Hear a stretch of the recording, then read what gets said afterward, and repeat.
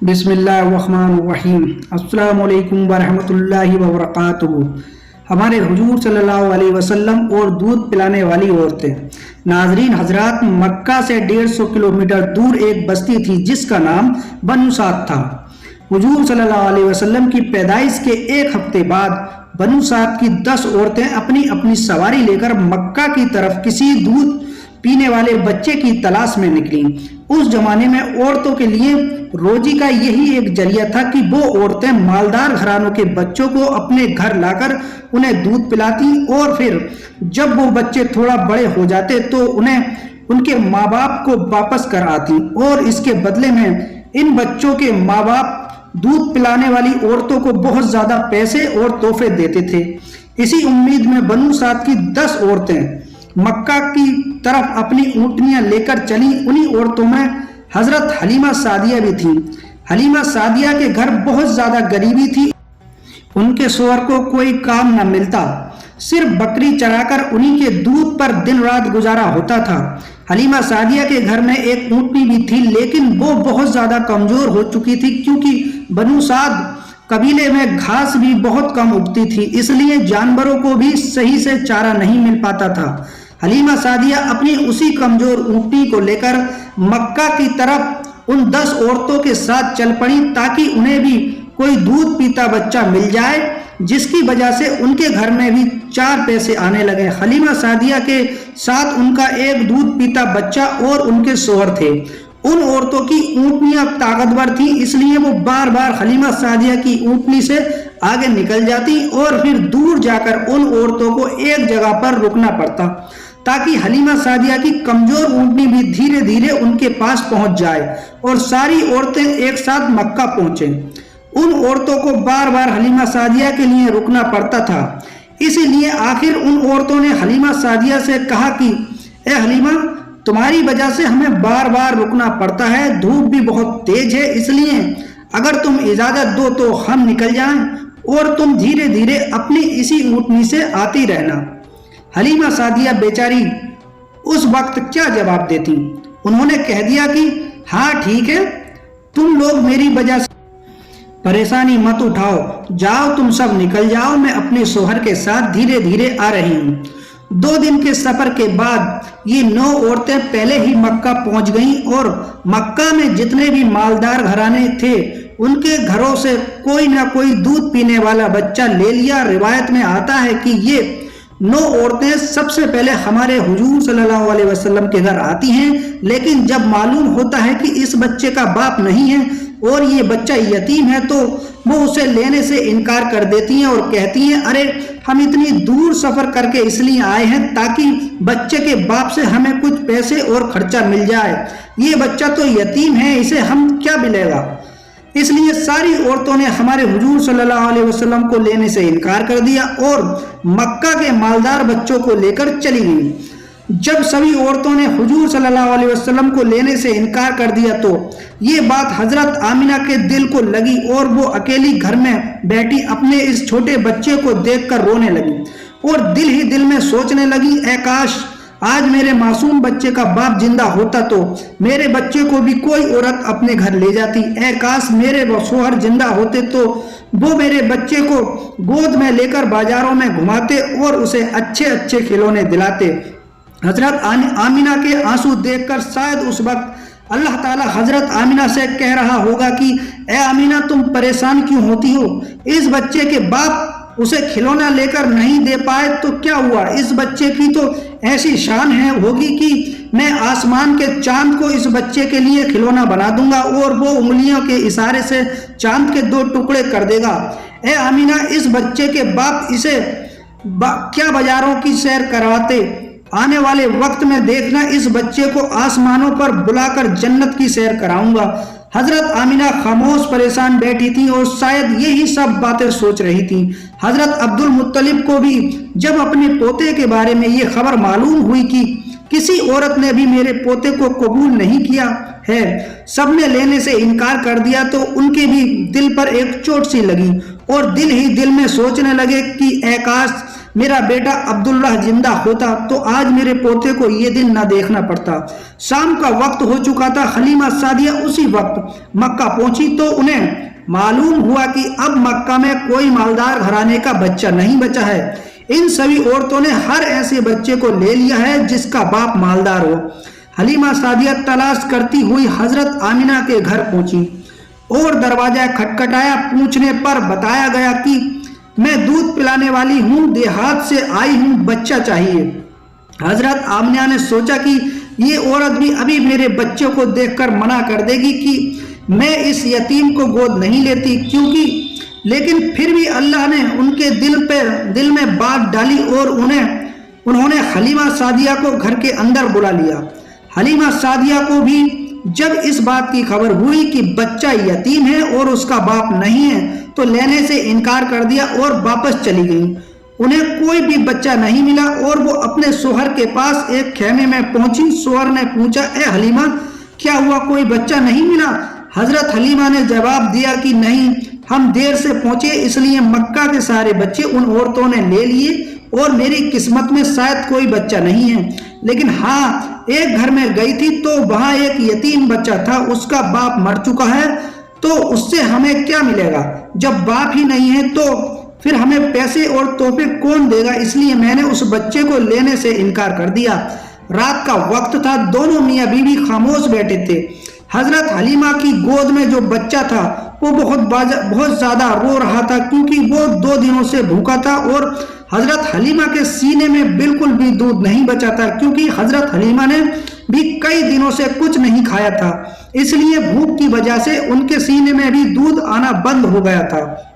اچانک خاموشی توڑتے ہوئے ان کے شوہر نے اپنی بیوی حلیمہ سے کہا کہ اے حلیمہ، ویسے بھی ہمیں کوئی بچہ نہیں ملا ہے اور ہم اتنی دور کا سفر کر کے مکہ آئے ہیں، کل صبح ہمیں واپس جانا ہے، اس لیے میں مناسب سمجھتا ہوں کہ تم جاؤ اور اسی یتیم بچے کو لے آؤ۔ چلو، ہمیں کچھ پیسے نہیں ملیں گے تو کیا ہوا، کم سے کم اللہ کی طرف سے کچھ ثواب ہی ملے گا کہ ہم نے ایک یتیم بچے کو پالا۔ خالی ہاتھ گھر لوٹتے ہوئے مجھے اچھا نہیں لگ رہا ہے۔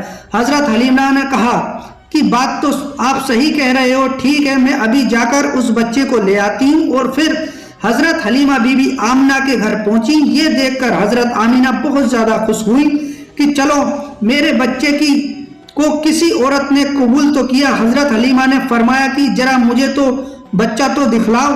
حضرت آمنہ نے زمین پر لیٹے ایک بچے کی طرف اشارہ کر دیا۔ حضور صلی اللہ علیہ وسلم کے اوپر ایک کپڑا پڑا ہوا تھا۔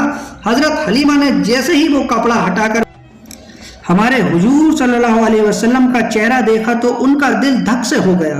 حضور صلی اللہ علیہ وسلم نے مسکراتے ہوئے حضرت حلیمہ کی انگلی پکڑ لی۔ ایسا خوبصورت بچہ اور اس کی اتنی پیاری سی مسکراہٹ دیکھ کر حضرت حلیمہ خود پر قابو نہ کر سکی اور اس بچے کو گود میں اٹھا کر سینے سے لگا دیا اور اسے پیار کرنے لگی۔ بچے کو سینے سے لگاتے ہی حضرت حلیمہ کو ایسی ٹھنڈک محسوس ہوئی کہ جو انہیں ساری زندگی میں نہیں مل سکی۔ پھر حضرت حلیمہ نے کہا کہ میں اس بچے کو ضرور لوں گی۔ حضرت آمنہ نے خوش ہو کر عبد المطلب کو بلایا اور کہا کہ ایک عورت بچے کو لینے آئی ہے۔ یہ سن کر عبد المطلب بھی خوش ہوئے اور جلدی سے گھر پہنچے۔ حضرت حلیمہ سے پوچھا کہ تو کس قبیلے سے ہے؟ تو انہوں نے جواب دیا کہ بنو سعد سے ہوں۔ پھر پوچھا کہ تیرا نام کیا ہے؟ تو فرمایا کہ میرا نام حلیمہ سعدیہ ہے۔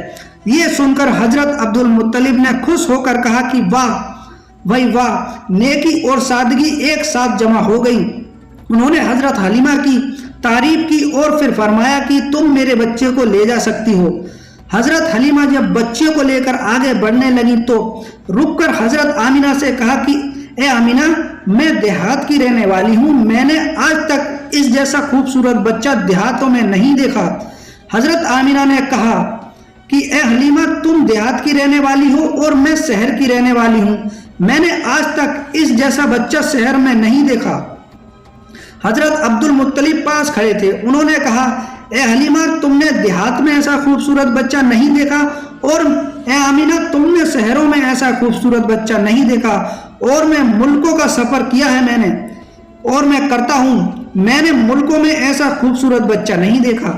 اگر اس وقت حضرت جبریل موجود ہوتے تو شاید وہ یہ کہتے کہ ہے حلیمہ، تم نے دیہاتوں میں ایسا خوبصورت بچہ نہیں دیکھا، اور اے آمینہ تم نے شہروں میں ایسا خوبصورت بچہ نہیں دیکھا، اور اے عبد المطلب تم نے ملکوں میں ایسا خوبصورت بچہ نہیں دیکھا، اور میں جبریل ساری دنیا کا چکر لگاتا ہوں، میں نے ساری دنیا میں ایسا خوبصورت بچہ نہیں دیکھا۔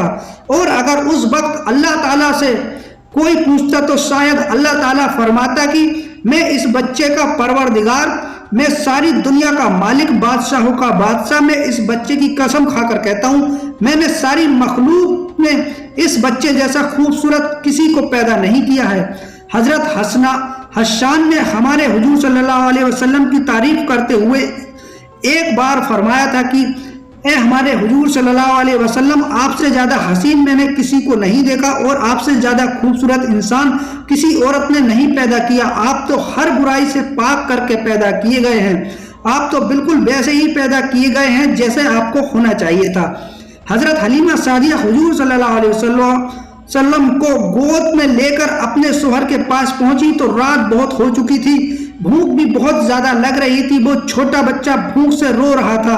حضرت حلیمہ نے حضور کے بارے میں سوچا کہ اس چھوٹے بچے کو اپنے سینے سے دودھ پلا کر دیکھوں، شاید ایک دو قطرے دودھ اس بچے کو مل جائے۔ حضرت حلیمہ نے جیسے ہی حضور صلی اللہ علیہ وسلم کو اپنے سینے سے لگایا تو ان کے سینے میں دیکھتے ہی دودھ بھرتا گیا، اور حضور صلی اللہ علیہ وسلم نے پیٹ بھر کر دودھ پیا، پھر اس دوسرے بچے کو بھی پیٹ بھر کر دودھ پلایا۔ حضرت حلیمہ نے ان کے شوہر یہ دیکھ کر بہت حیران ہو گئے، آخر یہ سب کیا ہو رہا ہے۔ پھر حضرت حلیمہ نے اپنے شوہر سے کہا آپ یہ برتن لو اور باہر ہماری اونٹنی کھڑی ہے اس کے تھنوں میں جا کر دیکھو، شاید تھوڑا بہت دودھ نکل آئے تاکہ ہم لوگ بھی کچھ دودھ پی لیں اور اپنی بھوک مٹا سکیں۔